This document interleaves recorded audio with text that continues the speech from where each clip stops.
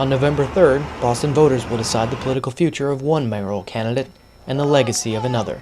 Incumbent Tom Menino is looking for his unprecedented fifth term, while City Councilor Michael Flaherty says it's time for a change.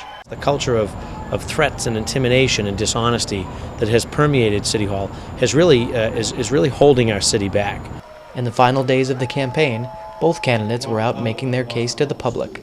Menino attended a Neighbors for Neighbors event at the Milky Way in Jamaica Plain. We all have the same goals, to make this a better city. I just want to say that's what I look forward to, working together to make Boston's neighborhood stronger, safer, and more diverse. Flaherty dropped by a small gathering of supporters in Chinatown with unofficial running mate Sam Yoon. We're eliminating the BRA, that whole pay-to-play politics, all the people, the consultants that get hired, the general contractors, the developers, the consultants.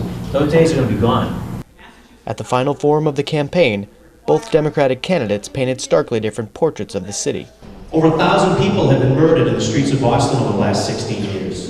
In addition to that, over 3,000 have been struck by gunfire, not to mention those that have been stabbed. Look at the crime rate in Boston.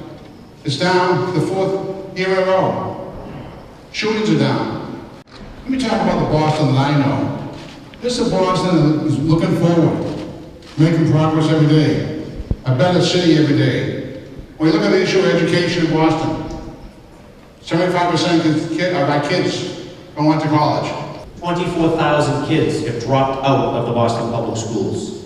100 out of 143 of our schools are failing our children. And only 59% of our students graduate within 4 years. Each campaign continues its own strategy going into the final days. Through TV, through radio, through direct mail. So this race is shaping up to be quite a horse race, if you will. And in the last few days before the election, it all comes down to voters and making sure they know what the candidate stands for and where they vote. Michael Flaherty has provided the toughest political challenge to Menino's 16-year tenure.